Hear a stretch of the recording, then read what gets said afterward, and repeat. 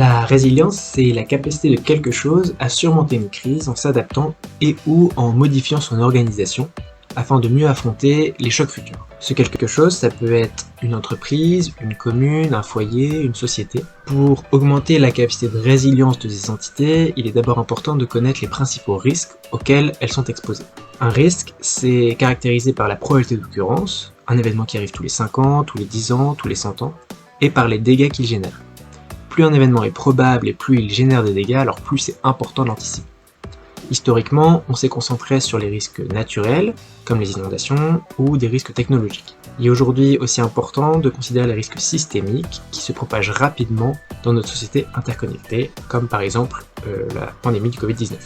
En bref, augmenter notre résilience, c'est travailler pour anticiper les crises et mieux les gérer une fois qu'elles arrivent. Il faut donc travailler en amont pour éviter l'ingérable et s'entraîner pour gérer l'inévitable.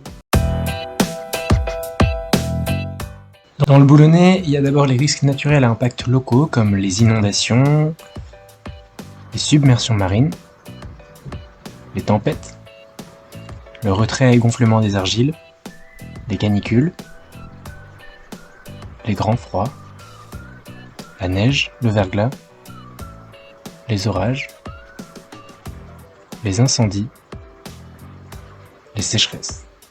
Il existe aussi des risques technologiques à impact locaux comme le transport de matières dangereuses. En ce qui concerne les risques systémiques, il existe des risques systémiques économiques comme par exemple des crises financières ou des pénuries d'énergie, d'alimentation, d'équipements comme les puces électroniques. Il existe des risques systémiques géopolitiques comme par exemple des guerres, des terrorismes ou encore des cyberattaques. Pour les risques systémiques sociétaux, on peut recenser des pandémies ou des migrations.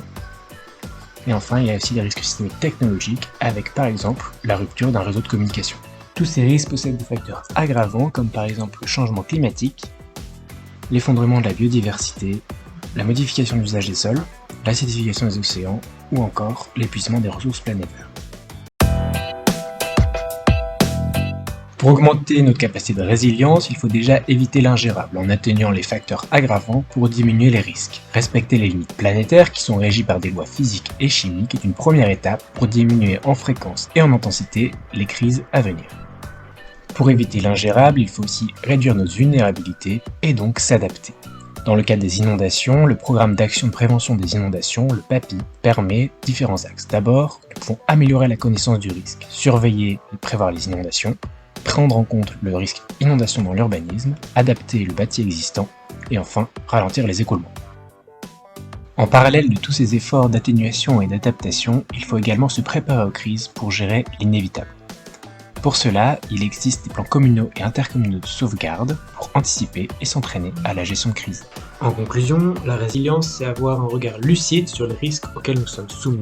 Cela permet de mettre en place des mesures d'atténuation, d'adaptation et de préparation à la gestion de crise.